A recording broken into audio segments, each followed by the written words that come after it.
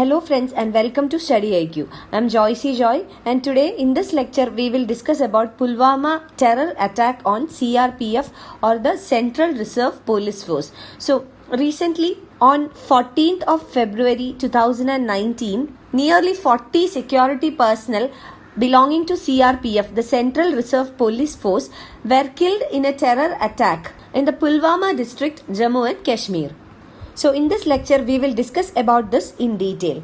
First of all, so before moving on to the lecture, I would like to tell you that we are providing pen drive courses for all competitive exams including SSC bank courses, UPSC optionals, SSC JE courses, teaching courses, railway examinations, defense examinations, RBI grade B, NABARD examination, UGC NET, UPSC Civil Services Examination, law examinations like the CLAT entrance examination, various state PSCs and also for various professional courses. So for more details, you can check our website www.studyiq.com or you can make a call to any of these numbers for more details. Now coming back to the topic, let us first understand what is CRPF or what is the role of CRPF. CRPF is Central Reserve Police Force. So the basic role of CRPF is the maintenance of law and order. It also conducts various operations based on intelligence.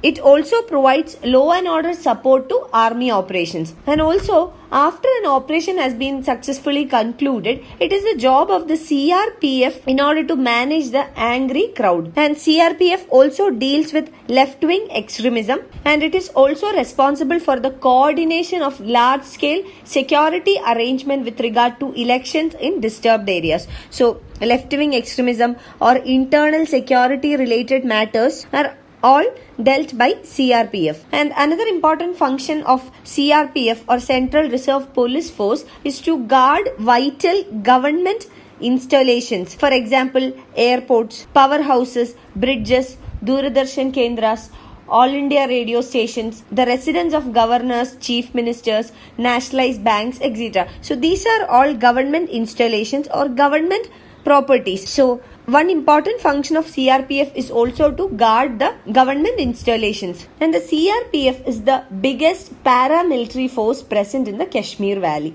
Around 60,000 CRPF personnel are deployed across the state of Jammu and Kashmir. So this is in brief about CRPF. You can expect a question on the roles and functions of CRPF in your UPSC preliminary examination. So please have an idea about what are the roles and functions of CRPF.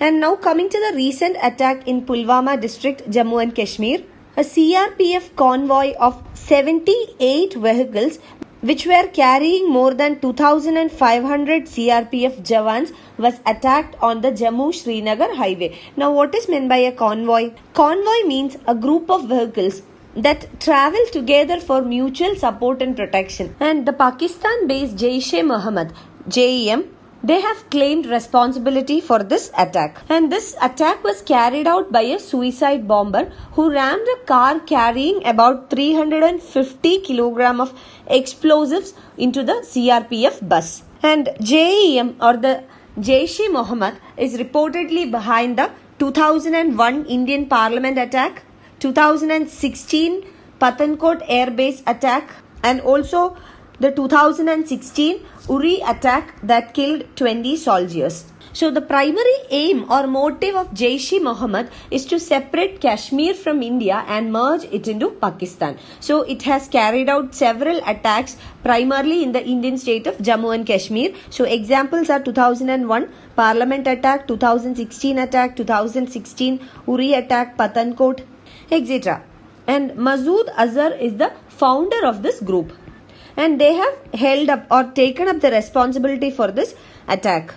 Now let us understand how did India respond to it. So India has withdrawn the most favored nation status given to Pakistan. So what is meant by most favored nation status? So this comes under GATT or General Agreement on Trades and Tariff, and it is one of the principles of WTO, World Trade Organization. So if a country is given MFN status, it ensures non-discriminatory trade between all partner countries of the WTO. So to make it clear, MFN or most favored nation status. It is a principle that mandates equal treatment of all trading partners by a country. And this is one among the two main trading principles of WTO.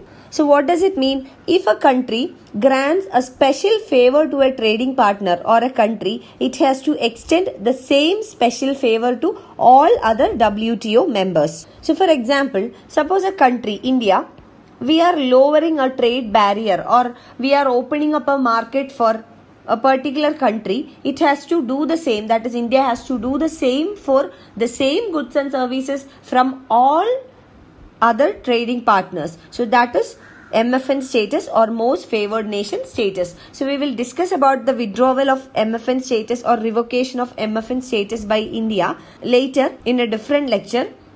Now briefly, this is MFN status, and India has soon withdrawn or revoked the MFN status which was given to Pakistan. So this was the initial response or the sudden response of India towards Pakistan after the attack. And India had given MFN status to Pakistan way back in 1996. Pakistan has not reciprocated MFN status back to India.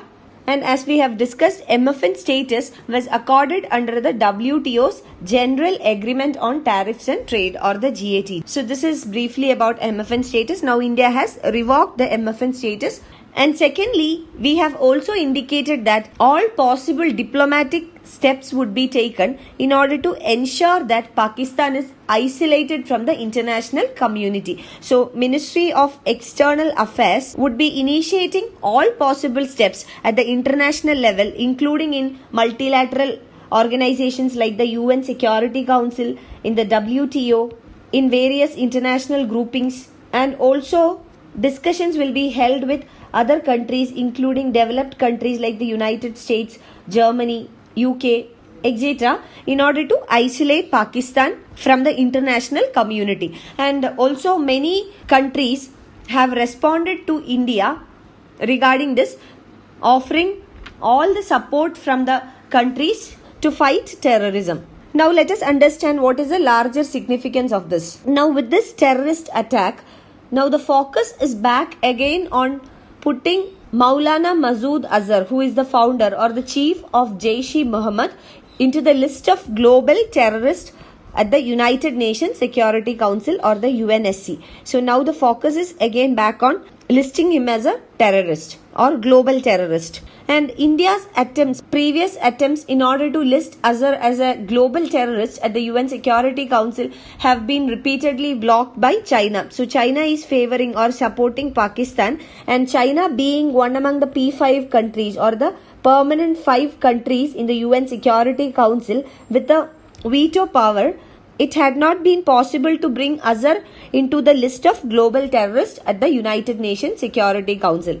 And briefly discussing about the issue, previously also, when steps were taken to list Azhar in the group of global terrorists, China was the only country that was opposing. So, if we look into the membership of UN Security Council, which consists of 15 members, 5 permanent members or P5 plus 10 other members, China was the only country that was opposing to ban Azhar. Previously, even Saudi Arabia backed India in order to ban Azhar, and some of the possible reasons, one is that China and Pakistan are all-time friends. So possibly Beijing or China wants to keep its ally or friend Pakistan in South Asia in good terms. That could be one reason, the friendship between China and Pakistan. Secondly, Pakistan is supporting China within various groupings like the Organization of Islamic Cooperation, others like the Non-Alignment Movement.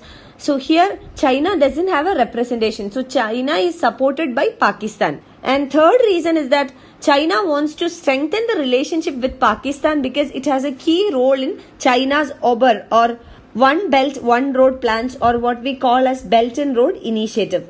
And fourth reason could be India's growing proximity to the US. So India-US or Indo-US relations are strengthening, and this could be a challenge for China. So as a retaliation, China is trying to build a better relationship between Pakistan. So these are all some of the possible reasons that China is in support of Pakistan, and also China opposed listing Masood Azhar as a global terrorist in the UN Security Council.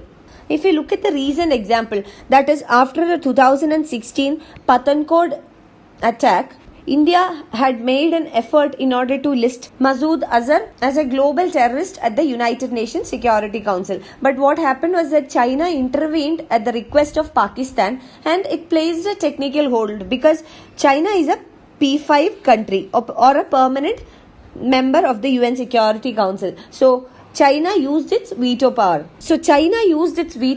To block the proposal in the UN Security Council in December 2016.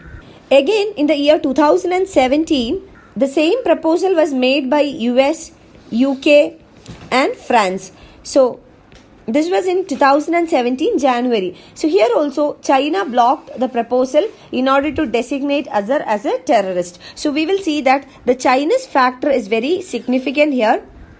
Now again this issue will be brought to the UN Security Council, and we'll have to wait and see what would be the response of China and what would happen. You can find the PDF of this lecture on my Facebook page, and for any queries regarding your UPSC preparations, please get in touch with me on my Facebook page, or you can email me at joyce.studiiq@gmail.com. Thank you.